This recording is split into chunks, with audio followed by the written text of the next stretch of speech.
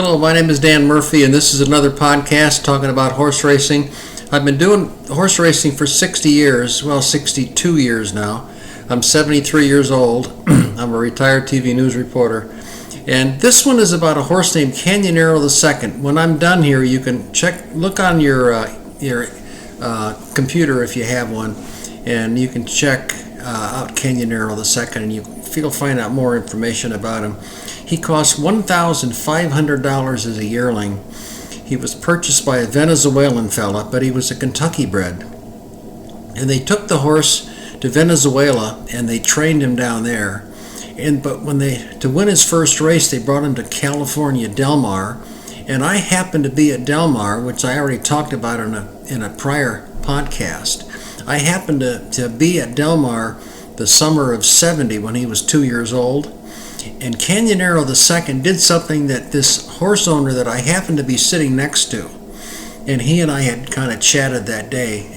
We were sitting next to each other. There were several other people that had also owned horses that were sitting in the same section.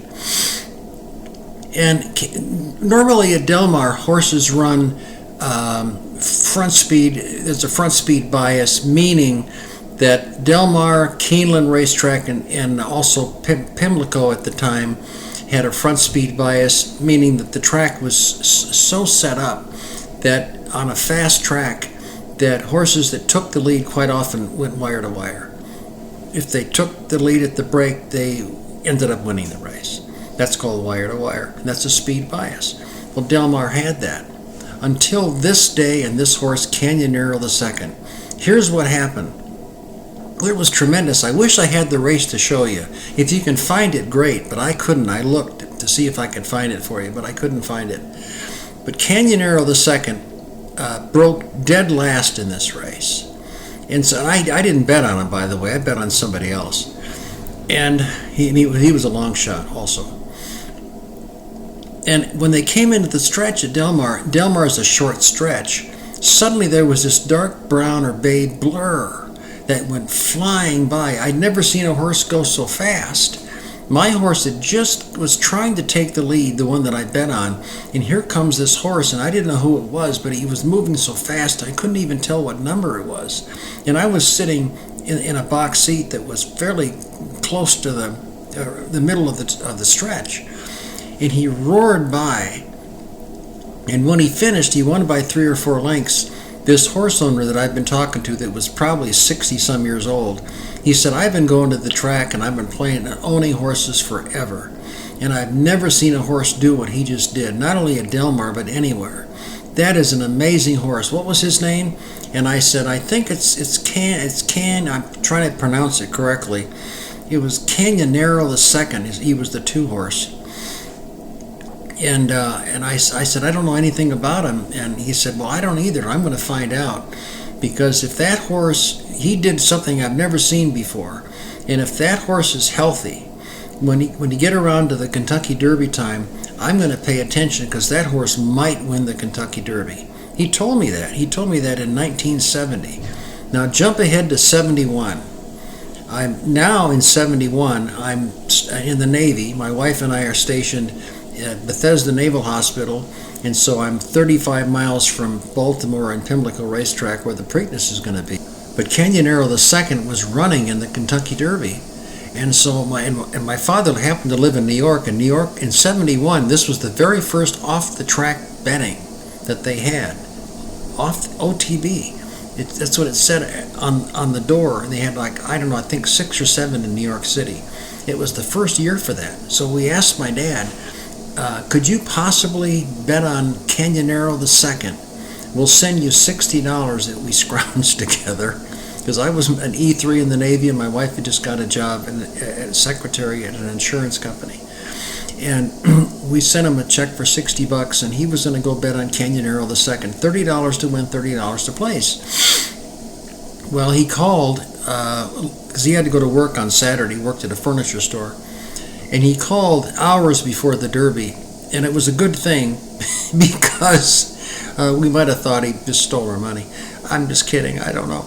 But anyway, my dad called and said that the line was at least 4 blocks long. It was around the corner. and he had to go to work, and he's sorry, but there's no way I can't make the bet for you. So I'll send back the money. I said, okay, Dad, thanks for trying. That's okay. So now my wife and I watched the Kentucky Derby, and I said, every other horse now, we're cheering for everybody but Canonero II. We don't want him to win. She said, yeah, this is exciting too. So naturally, of course, Canonero II wins, and he pays $19.40 and $8 to place. Damn. So we would have got back, I did the math, it was like $174 or $180, something like that. So it wasn't like $1 billion, but it was still, would have been nice, and would have been happy. So anyway, but now he's won the Derby, and he's coming to Baltimore. Right now we're at Bethesda. We're 35 miles from the Preakness, where he's coming in 2 weeks. So Dad sent us back the $60 in a check form, of course, and we cashed the check, and we took the $60 out and bet $60 to win on Canonero. Well, we got there, and it was so exciting because the Venezuelans were there in droves. The owners, they had like 20 or 30 owners of this horse. Initially, he only cost $1,500, but after he'd done some winning, other Venezuelans had got a piece of it. They'd put up a little money, and they owned 5% here, 5% there. And Canonero, he broke from the gate, and he moved up on this horse named Eastern Fleet. When they went into the backstretch, by the time they got into the backstretch of the 1 3/16 Preakness, Canonero II had caught him, and they raced all the way from the backstretch to the finish line together. And it was unbelievably exciting because neither horse would give it up. In the stretch, the announcer was getting very excited because Canonero's on the outside, Eastern Fleet's on the inside, and neither horse will give it up. And my wife and I, we have 60 to win. This is a big bet for me. I never bet that much to win in anybody. And right in the last 100 yards, Canonero II finally took the lead, and he won by a length.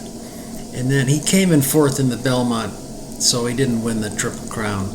But that was so exciting, and what a wonderful story for a $1,500 horse, a yearling. You don't have to spend $1 billion to do well in horse racing. But that was such a thrill. The whole thing was thrilling, and I just wanted you to hear that. And if you can, check on Canonero II on your computer if you want to. Next week, I'm not sure I have an idea what I'm going to talk about. I'll surprise you next week. Good talking to you.